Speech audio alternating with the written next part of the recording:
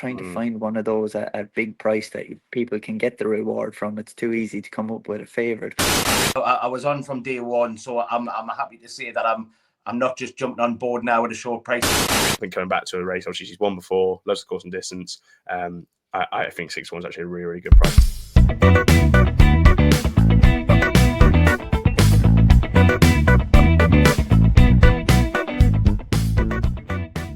Hello and welcome back to the Only Fools Love Horses YouTube channel. It's not just any video, this. A glorious Goodwood and Galway Festival preview. Hopefully, it's going to be a glorious video. We've got plenty of action to talk about. We've also got glorious Goodwood coming up. We've got Galway Festival coming up. We're going to be putting our best bets forward for those two festivals. And we've also got special guest Danny Mullins joining us to talk about his Galway Festival rise and potentially some horses and some views for next season, also reflecting on a recent Grade 1 win he had over in America. There's plenty to talk about, plenty to get through. Gentlemen, it's a week I really, really enjoy, glorious Goodwood, and then you've got Galway Festival there as well. You've got the plates, you've got the hurdle. It's just it's a good week to be a racing fan. Lee, look, it's Goodwood, it's Galway. I think Goodwood is insane. I really like it, having had Royal Ascot, and you're sort of getting these clashes again. We've just had the King George literally yesterday as we record. We're in a good time with the flat season currently. Yeah, tricky courses, Ash, I would have said. Look, take a pull for the week. It's a very long week at both courses, even more so at Galway. But, we'll get on to Danny's interview. We discussed with Danny about how unique it is because they have flat jumps, bumpers, there's amateur races. It's a mixed bag and it's a long week. And, there's some evening ones, there's some starting the day, and it's very unique. And again, Goodwood is a unique course as well. I prefer a unique one, as in the likes of a Chester or even a Sandown and stuff like that. I like them courses, but it's very tricky punting, let's say, at Goodwood and Galway, especially if they try and kick off that bend and you get in traffic in them, even the 7 furlong races or whatever it is at Galway. You're screwed sometimes. But good weeks. I'd say definitely take a pull early doors. Yeah, it's definitely like Galway's a nightmare old punting track now, but hopefully we can find some angles in, especially at Goodwood anyway. Harry, how are you? And how was Oasis? Because you weren't on the live last week. You were on the one we did yesterday, but how was Oasis? Was it enjoyable? Oh yeah, honestly, it was the best day of, and people crab it, but it genuinely was. It's I've seen Liam a couple of times and I've seen Noel and the High Flying Birds, but to see them together at Heaton Park, it was just incredible. Like the whole day was, we were drinking early on. We watched the Lions win in the morning, and then we obviously saw them at the evening. But I expected it to be good, but I didn't expect it to be that good. And I think that's the overwhelming feeling for everyone that has been to the concerts. And obviously we're filming now, and they're 2 days touring in Wembley, and that looks incredible. And yeah, I'd be lying if I said I'm not looking for tickets to go again, because it was just incredible. It was just, I think someone commented on I'm sure someone commented on your post, I think it was, and they were like, yeah, there's £4,000 tickets available if you still want them. Yeah, well, I won't pay that, but I was willing to pay a hefty amount. I was quite fortunate with the way I got mine, and I didn't pay a stupid amount, but I would have been willing to pay in the queue. Were you first in the queue? Well, no, I was. There was a couple of lads that couldn't go because of a sister's wedding or something. So we were actually in the pub at the right time, So not often when you're in the pub for a good reason, but actually that day was a very good reason to be in the local. So yeah, good stuff. Not about what you know, Harry. It's about who you know. And yeah, exactly that, mate. Exactly. So we've got plenty to get through. We've got a Galway and Goodwood preview, any sort of fancies for there. But before then, we're going to go right over to our Danny Mullins interview. Me and Lee caught up with him, just talking about Galway, the recent Grade 1 win over in America, a little bit on Elete Tomps, who shocked us all by winning at Sandown, beating John Mon, and anything else. So we'll go over to that now. Yeah, look, great to be joined by Danny Mullins once again. Danny, look, thanks for your time. I know you've just been on Nick Luck, so it's a privilege and a pleasure anyway to have you on again. How are you feeling? How's your luck going?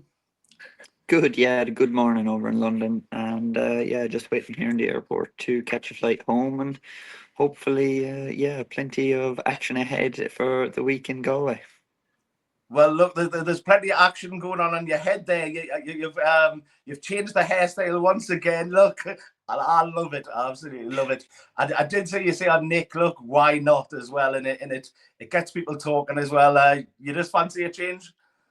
That's it, yeah. I have a good head of hair, so yeah, while it's still there, I can explore it. So yeah, it's just up to me now to back it up with some winners on the track. Yeah, that's fair. Look, that's why I keep a cap on. I haven't got that privilege like you two boys. But yeah, look, the week's an interesting week because you have the mix of flat and jumps. You've got the bumpers there as well at Galway. Look, how does that week build up? It's obviously different from the likes of Cheltenham. You come off the back of like a Dublin Racing Festival. You've got the three festivals going on, and you're fit constantly throughout. Is it different going into Galway? Coming off the back of a summer, and how does the track ride different as well? Yeah, I suppose it's a bit of a different build-up. There's a few of the key trial races for Galway, whether it be the hurdle or the Toast Galway Plate, and you're probably looking at maybe some of the handicaps later in the week in Punchestown with the novice handicap chase. There is often a great sighter for something that's well handicapped going on to Galway. But as you say, it's not the usual run of the mill of those big races coming along. So quite an important meeting in its own right through the summer with great prize money. I've been lucky enough that I've been busy riding in America and some of their big races over there as well. So it's business as usual for me. Yeah, look, yeah, keeping fit. Anyways, we'll just mention that as well quickly. Look, even Zarek the Brave, who did win at Galway, he was third there the other day when you bagged the Grade 1 at Saratoga. What was that feeling like, winning on a historic court there? Yeah, it was fantastic. Credit to Kerry Bryan for the training performance to get him back. He'd been 2 years off the track, had a little prep run recently, and went on to win a Grade 1 there. And as you say, like the standard of the race was definitely hyped by Zarek the Brave. He was a top class horse here and very well in the champion hurdle, had won his Galway hurdle, and going over there, I think he looks to be back to near his best for Tom Garner, and he'll probably be one that will take some beating in those races in the future. But I was glad to get the better of him on Historic Heart this time. Yeah, look, yeah, you had to battle to the line. You give it your all as well. It was. Did you think you were going to get beat at any point up the run in there or not?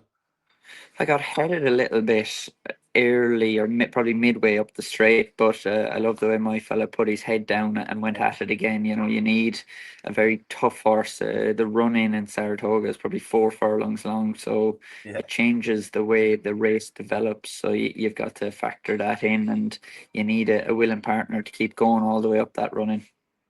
Yeah, it's quite tight off that bend when you're coming off. It's you have to kind of swing out on you. It's yeah. Look, we'll kick on with Galway as well. You've got a ride in the very first race. It's a long week, but hopefully you can kick off with a winner. You managed to get the better of Uncle Willie the last day there on a Snow White Park, but 66-1. Was that a shock to you and the team or not? We always thought she was a very nice filly, and we probably didn't expect her to win in Ballinrobe, but that was a nice surprise on the day. And she'd been busy before Ballinrobe. She'd run in a 4-year-old point to point maybe 3 weeks before that. So Mags wanted to give her a little break, and physically I think she's done very well from the break, but fitness wise maybe she's not going to be quite as sharp going to Galway. But I suppose the easiest way to describe it is maybe with doing well physically, she's got a bigger engine, but she's got less petrol in the tank from the timing of it. We would have loved to see Galway a month later, but it's the next stepping stone for her, and if she runs with a lot of credit, we'll be happy. Yeah, fair dues. What about? Do you know anything about your rival there, Davy Crockett? It's Darmani Power, Camelot, half brother to Mystical Power from Willie's yard there. Like I say, you managed to get the better of Willie and JP the last day. Do you think you can go close, or do you know anything about that? It'll be difficult, you know. Davy Crockett, he's got the pedigree and follows, you know, a similar path to, was it Mystical Power? Yeah. Started won his first hurdle in Galway as well. So, you know, we've got the experience, you know, of being around in the point to point and the run over hurdles in Ballinrobe, but Davy Crockett will set a fair standard there, and you know, maybe with the timing of the race, it might be difficult for us to beat him, but we'll go out there and give it a great shot. And look, what's your expectations for the week? Like, you know, going into Cheltenham, everyone always says one winner, and you know we're happy with that. And I know you bagged the Coral Cup there at Cheltenham, but like, is there different expectations because it's an even longer week at Galway as well? It's a longer week in Galway, but there's probably less riding for us because even on the Monday and Tuesday, there's only 2 jump races. Yeah. Then I think there's 5 jump races, with one of them being an amateur race, or maybe 2 amateur races on the Wednesday. So it's, I suppose, Galway, it's a long slog for us jockeys, you know, trainers, anybody working up there. They have a long week. It's great for, you know, the people coming in to enjoy it. They're getting the few days of crack, but we have to turn up and do it every day. So it's a fair slog, but a great meeting to be a part of, and they provide good racing and great money. Yeah, every Irish lad that I talk to say like how much of a great crack it is, and that they always want to go there. I've been invited to go over, and it's a little bit of a mission for me. To get from Dublin to Galway, I've had a look, and it's a bridge too far, but apparently it's great crack. So, Ash, look, I'll pass to you. Yeah, I suppose for the rest of the Galway, Danny, just looking at the entries that Wooly has in some of the big races, you know, the Galway Plate, you've got Zenta, Blood Destiny, Adamantly Chosen, Olympic Man you won on in a chase. You got the Galway Hurdle as well with Batman Girick in there, Winter Fog, Tucsonator. Are you expecting any rides in the Plate and the Hurdle? Is there anything you've been talking to Wooly about and you might be getting the leg up on? Not really. It's the usual story with Willie. Paul will be assessing what he wants to ride, and then Willie will match us up with whatever else is there. As you say, I've won on a couple of them, so I know them quite well. And yeah, it's going to be interesting to see which way Paul goes. That maybe on, you know, handicap ratings and betting, there's no particular standout in either race, so it'll be a case of seeing how they all are up to the 11th hour, and yeah, hopefully there'll be some nice rides there, but yeah, I'm well used to waiting. Do you know if you're getting a leg up on any other rides, maybe any other trains through the week? The Racing Post only has you up on 2 for tomorrow, so is there anything you might have for later in the week? Later in the week, I'm not 100% sure yet. There's a few bits and bobs on entries, but I'd be only confusing you, trying to point you in the direction, because as is always with Galway, there's 2 and 3 options for most horses, so it's just watching declarations as the days come at us. What about I was just going to quickly say, what about the link up with Joseph that you've had?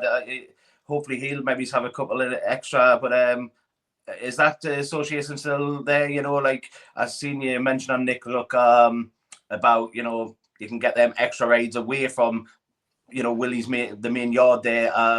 But there's plenty of rides going with the likes of Joseph, yeah. Yeah, you know, the JJ is back in action. You know, during the winter last year when JJ was injured, it was an opportunity for me to ride plenty for Joseph. But if something pops up during the week, I'd be more than happy to oblige and have a go. But doubtful JJ will give me too many free passes this week. I suppose while JJ was out during the winter, you picked up a Grade 1 last year with Solness in the Dublin Chase. You had 4 Grade 1 successes last year. I suppose the personal highlight for me was Ilete Tomps on the final day at Sandown. Yeah. Just the fact, such a long layoff, went and beat John Bon. That must have been some thrill. And what a horse to be able to do that as well. First start for such a long time, beating a quality horse like John Bon at Sandown. That's it, you know, had John Bond just been crowned Horse of the Year maybe an hour beforehand, and a deserving winner of that. You know, he's probably untouchable around Sandown, and Ilete Tom, you know, had an interrupted preparation for that race, so it was going to be interesting to see. Willie rolled the dice, and the owners were happy to have a go. It worked out beautifully on the day, but that doesn't always happen. And, you know, when it came together, that gave me a fantastic buzz. You know, 2 mile chases, that speed around Sandown on a good 2 mile chaser, that's a buzz every jockey craves. Was that a personal highlight of the season, or was there another win that maybe sort of just went above that? You know, a Cheltenham winner every year is anytime you can do it is fantastic. And Jimmy Desai was brilliant there. I got one at the Dublin Festival. Fairy House at Easter ran well in the Grand National without winning it, and came back and had a Grade 1 winner in Punchestown. So, you know, as individual races go, you know, that one on Ilete Tom gave me a fantastic buzz because he's been such a good horse to me, and he's probably often the underdog, which is not on Paul Townend's list. That's where we've probably linked up so well, but you know, there's so many to choose from during the year. I suppose now, and like, look, the people that are flat fans that are watching us now are probably going to be shouting at the screen because we haven't even had Goodwood yet. We haven't had the Ledger, but we're already talking about the jumps for next season. But we've got you, and I think the last time we had you on, we had you for a Cheltenham preview, and you gave us Lombron in the Martin Pipe. Now he didn't obviously go and perform amazingly well in the Martin Pipe, but he's since come out and finished second in the Bet365 Gold Cup. So for this coming season, are there any horses that are really exciting you?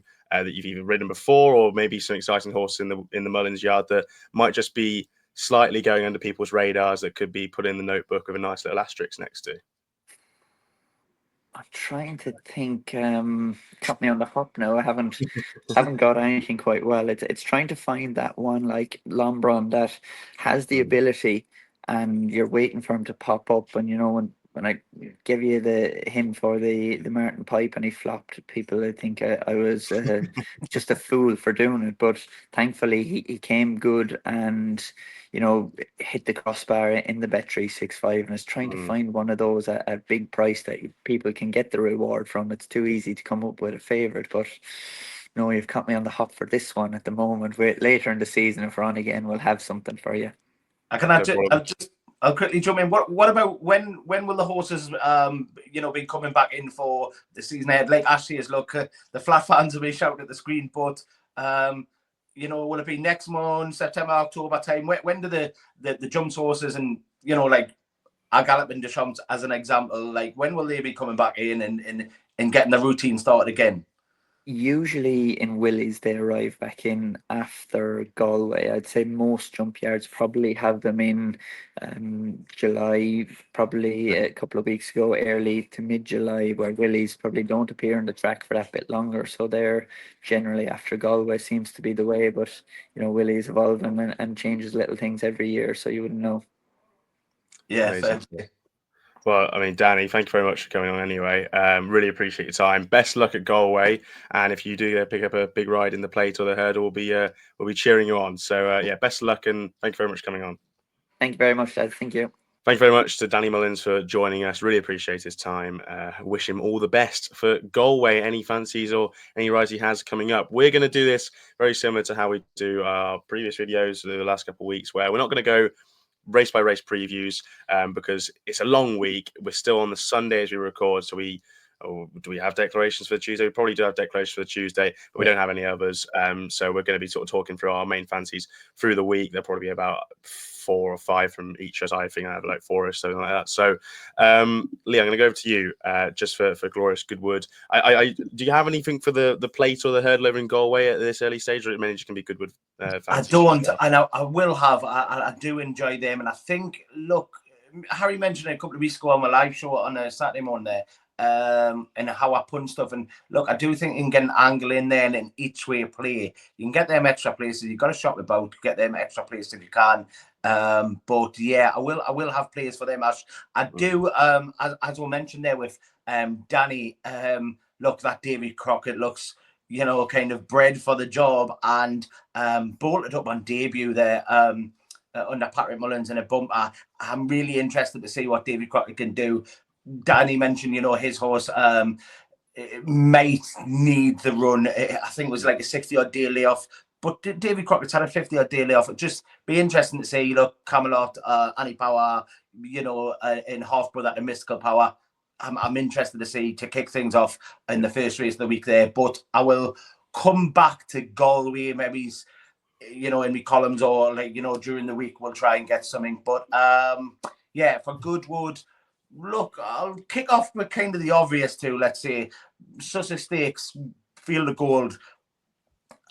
Look, I was on from day one, so I'm happy to say that I'm not just jumping on board now at a short price. I think like 1 to 2 area.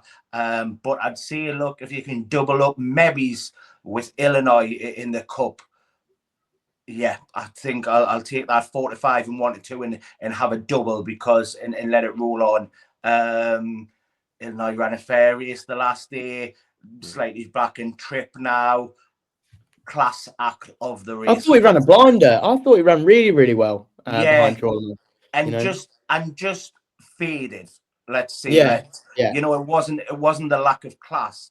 It was I think stamina gave away, and now this drop back and trip is slightly different, isn't it? So yeah, I'd take Illinois just against them other ones. Look, Ryan was now jocked up on Illinois. Scandinavia, Wayne Lorden takes the ride for that one.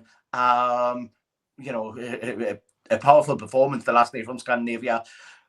I just think has a little bit of a class to bridge against an Illinois. So Illinois, I'll take 4 to 5. I know it's short. That's why I'll double up with Field of Gold, who's kind of led all before him this season. I thought that was a, you know, amazing win the last day there.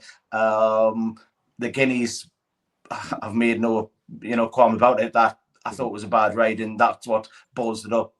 So yeah, look, there's the shorty double. I do like Big Mojo, Ash. I know we mentioned Harry on the video as well, kind of an eye catcher for, I think all three were mentioned maybe. Around 5 to 1 for the Qatar Stakes there. Got course form, solid run the last day, very much so I thought, and can keep progressing. Has, you know, form from last season. It was whether it translated to this season, and I think it has. That was a Group 1 last time out. 5 to 1. I'd back each way. I remember, Ash, and a very wise you were to say Trawler Man. You mentioned to me, and I think others, that 5 to 1 was an each way steal in the Gold Cup, and it was the right play to do, because at the time you didn't know what horses were going, and that it's similar to here, Big Mojo. I think like that's a solid play. People will say, look, 5 to 1, but you're getting your money back just to fill the frame. So yeah, look, I'm happy to take Big Mojo in the Qatar. Like I say, course form. Back class from last season, got their form this season from the Group 1, and 5 to 1 I'll take each way, because you're getting your money back if it's second or third, but hopefully it can go on and win it. So I haven't got too much. I'll come back to like the Galway Plate and Hurdle, but yeah, the shorty double I'll take, and I'll take Big Mojo each way is kind of my main couple I'm gonna have anyways. I'm going to do them right now actually. Very good. So a couple fancies there. Big Mojo, the one being the sort of 5 to 1 each way to nothing, and then Illinois in the Goodwood Cup with Field of Gold. What do you reckon? I'll put it to you. Like, is that the way that you would play it? Because Big Mojo, look, people would say like me and Ash never, you know, we don't mind an each way play like 5 to 1 above. Harry, sometimes you give away a bit stick for it. No, but in fairness to you boys, I've actually come round in the last probably I'd say 6 months or so. Listening to it. Yeah, no, but in the last 6 months or so, I never used to do that. It was just a personal preference that anything south of 10s, I just never used to go, never used to back each way. You know, I think is it Gary Wiltshire, or it might even be Harry Finley. One of the two of the lads, or like I think it's one of them too. They say even above like 7 to 2 because you're losing numbers, and I'm sure it's 7 to 2 or 4, maybe it's even, but you're actually not losing a massive deal. People just think like there was one at York yesterday, mate, and I backed. I think it was like 9 to 2 or 4 to 1 or something. Yeah, and I had the same, obviously, you know, the point stake system that I have. I had the same stake, but I did it each way instead. And instead of actually doing, you know, losing because he got chinned on the line or something, and came second or third in like a photo. Well, actually, I'm getting, you know, 2 or 3 quid less than what I've put on, or whatever it is, however much it was. but I'd have felt sick, you know, if I'd have just backed it win only. But now it's actually coming around, you know, it is what it is. You know, you only gamble for fun and gamble responsibly, but you want to win at the same time, don't you? You don't want to lose. You don't want to lose. No one wants to lose. You know, we don't put a bet on and go, oh, no, but you know what? If this gets beat, you know, well, yeah, whatever. You want to win, you know. So when you lose, it's infuriating at times. But it's people often only just see the goal sign, but like you still can make profit. Even 11-2, you're gaining coppers, but like, you know, if you're backing 1 each 8-9s, you're still gaining every time instead of losing. Look, a winner's better than a loser. You know, profit still goes. Of course it is. Anyways, go lads, go on. Harry, Goodwood time. What's the top of the 3 for Mr. Beard? Do you know what the one that's probably right up there is Term of Endearment in the Lily Langtree to go back to back. I think she won it last year, didn't she? She's just. I remember at York, I was all over her to dot up, and you know, in my opinion, I think Tom you're just giving me nightmares now. I think, in my opinion, now I'm never one to crab a jockey, but I think Tom Marquand would want that back. Yeah, you know, I just think, you know, he could have made more use of it. He's just rowing away early. You always kind of know at York you're almost a sitting duck. You saw it with Royal Champion yesterday, by the way, which is I did not expect that. Obviously to win the City York. Didn't expect that, but you could see Clifford Lee almost going, fucking hell, I can take it up here if I wanted. But then if you take it up too early, you know, the others then, you know, you've got a target on your back, and it's but anyway, Goodwood going back. I think you can scrap that that race off last time out. She finished fourth, but she wasn't beaten that far. But I think obviously the step up and trip was probably too much. If you can forgive that run for the trip itself, I can't see why she'd be at 7 or 8 to 1 shot. So she's up there for me. On the Tuesday, I was actually speaking to Rishi Prasad earlier in the week, and he really fancies Do or Do Not of the Ed Walker team, and I really agree with him. And Do or Do, there's just something about Ed Walker. Sorry, he finished behind Zavateri, obviously in the Kingdom of Bahrain, but those two are very close in the market. But I just think there's just so much more to come from this horse. Obviously, second behind Gustard in the Coventry. You have the likes of Andab in there, who's seen plenty of money already for that race. And I think it's the 155 on the Tuesday. Do or Do Not will be up on there. I obviously fancy Illinois. I made that stupid comment saying, you know, can't see him being beaten, but it was the stamina, like you said. So I'm always happy to you know, take one on the chin. Will not be beaten. Yeah. But then we've seen plenty of horses this year. You know, you're learning so much more about their distances, their trips, stuff. I'm not going to get too stuck into the sprints because I just always think that you know, it's carnage, especially at Goodwood. If you've got a bad draw, you're knackered. I think it's actually one of the worst. Rare, like it depends where they're going. You know, it was at the stand side the other year where it was just absolutely lightning quick, and you know, down the middle of the track they were going nowhere. I'd stay clear. But like, obviously we're filming now. You know, it's just a long week. It's like it's not different to Cheltenham because you pretty much know which horses are going where.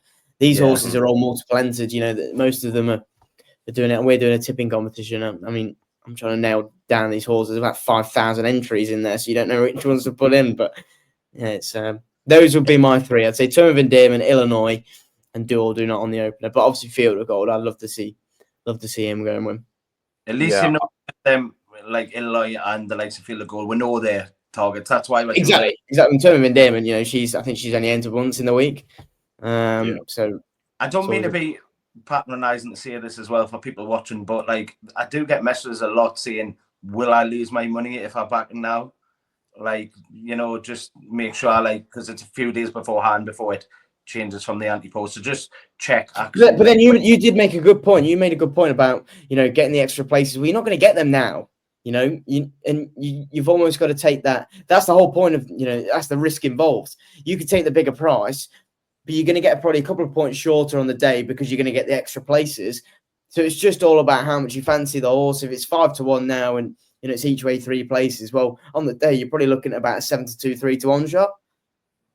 Yeah, well, like the looks of Field of Gold, like, is that going to change much from the 1-2 area? No, I'd imagine he'd be around that one. I could see him going shorter off. To be fair. Yeah, but it's so not. Remind us, Harry. Term Van Diemen, Lily Langtry, Saturday at 2:30. Something what was the others? Illinois. Illinois and Goodwood up on Tuesday. Yeah, and I'd fancy Do or Do Not to run in the 155. I think it is at Goodwood. I can't remember the name. It might be the Lennox. No, it's the Vintage Stakes. Vintage Stakes, yeah. And is that on the Tuesday as well? Is it? Yeah. Smashing. No. I don't fucking know. You put me on the spot. Yeah, Tuesday. It is Tuesday. It's my birthday. Smashing. Stupid. Oh, well, happy birthday for them. I'll row in with you on Term Endearment. Just looking at the market, a couple of places that have it priced up, Paddy Power, Betfair, and Sky Bet have Scenic still in the betting. Scenic has actually been retired, and Scenic was the horse that beat Term Endearment at York earlier in the season. So, I think 6-1 is actually quite a nice price for Term Endearment, because you like the favourites. This Joseph O'Brien horse, Goody Two Shoes, grand, JP horse. Yeah, JP horse improving, sure, grand. But just I think Term Endearment's been there, done it a bit more, and like they've obviously brought her back this season to win some Group 1 black type. That hasn't transpired as of yet, but she obviously won a Group 2 last season. She came close to winning a Group 3 at the start of this year.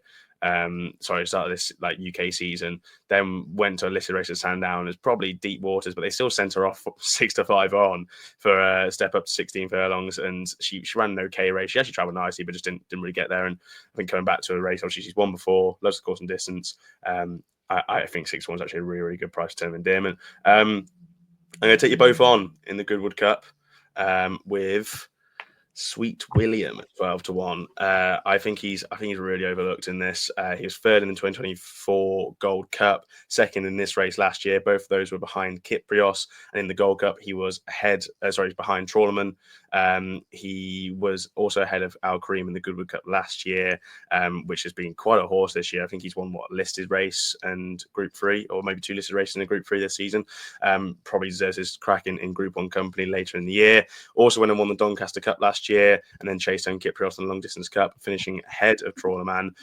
He probably is a horse who prefers the staying tests around 2 miles. I think 2 mile 4 in the Gold Cup does stretch him, so I'm happy to put a line through last time out. And it seemed like the John Fady Gosling Yard were all over Trawlerman, obviously went and won, and Sweet William sort of maybe saving for he's going to be better in other races later in the season. Hopefully that's one of them.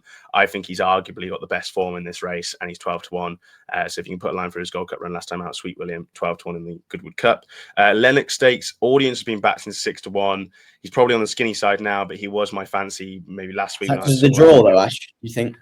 Potentially, yeah. And there's a touch of rain about on Tuesday. That might be a worry, but I had him as my number 1. Yeah, the draw is probably a small worry. What's he been given? Has it been? I think it's just the fact that I was reading that the others and the more fancied runners in the field have got like really outside draws. I could be wrong, but well, I don't think it should be so much of an issue. He drawn in 5 last year when he won this race. He's now drawn in 4. First time pieces go on. It's probably been a big target for him considering he won this race last year, and he is a really smart horse, beating Sharon in the lock-ins and in Spiral. So I'd probably take a swing on audience, but less confident now than I was maybe last week. And then nothing's really standing out to me on Wednesday at the moment, but the Thursday, I'm going to go to the Kingscombe handicap, the 120. Mahaba, Gaiaf, and Omni Man, both each way. Mahaba ran a huge race at Newmarket, was well fancied on the day for Charlie Johnston. He's up £6, which is slightly on the harsh side, but was behind a nice Godolphin horse that day. William Buick's been backed. They must really fancy him. They must have fancied him the last day, and even with the £6 on now, and they booked William Buick, they must fancy him again. He's just a really nice progressive horse. I can see him going really, really well at 10-1s, but Omni Man, really nice form in the book. Third at Navan in April, finished behind Zaharan, who was second to Amalok in the Group 2 King Edward Stakes, now raced 110.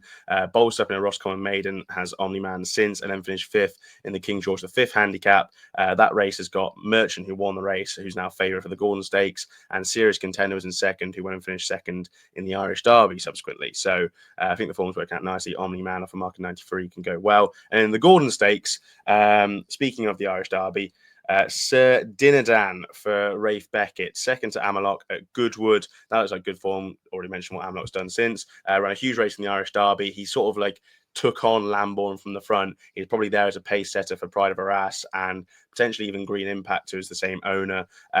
Did really well because he was taken on by this really classy horse in Lambourne, who won the Irish Derby, and just sort of faded a little bit at the end.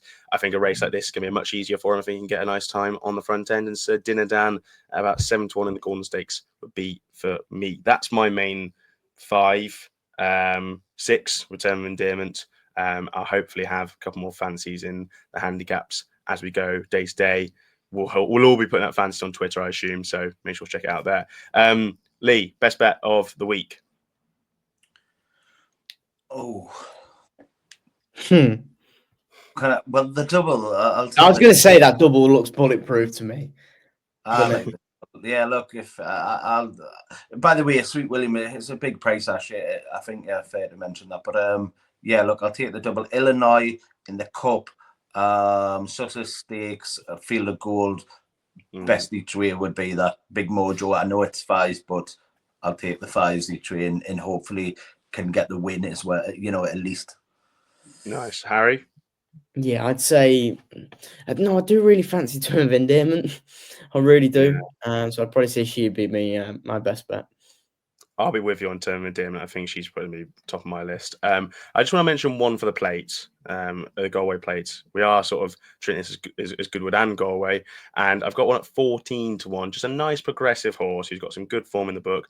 Anyway, right, 14-1. Second to Caldwell Potter in the new Jack Richards Novices limited handicap chase at Cheltenham. Caldwell Potter's gone to win a Grade 1, so that form looks pretty decent. Other bits and pieces, like it wasn't really doing too much in his beginner's chase and stuff like that. You can put lines for that. It's probably why he's still getting off a lenient mark. He ran off 139 at Cheltenham when Darragh was on board. Now runs off 141. Went and won a Kilbeggan beginner's chase in June, so last month, on good ground. He obviously likes pretty nice enough ground, which he should be getting at Galway. You ought to know is in second, who I think you might have been a fan of previously, Lee. You ought to know from his bumper days. And Harsh is in third. I think that's just pretty decent form. He's off mark 141 still. I give him a chance in the plate. Anyway, that's all. We'll be back, I assume, Saturday next week for the Saturday Live to do the final day of Goodwood. Make sure to check us out there. Check all our profiles out on Twitter for our fancies daily. Anything else to mention? Or are we wrapping up? No, just the thanks to Danny for spending the time again, and hopefully he has a great week. But yeah, look, how good's his hair, by the way? It's incredible. I love it. It gets people talking, anyways, and if people can get traction, that post from Richard Hughes about the text about the raid for Neil Callan, like that come up on the top of my feed, like it was like Trump and this and that, and that was the top Richard Hughes. So if people can get talking about racing, I'm all for it. 100%. It's just adds a little picture to us, gives a little bit more insight into their lives. It's nice. Anyway, if you're having to play on any fancies this week, please do it responsibly. Best of luck. And we'll see you very, very soon.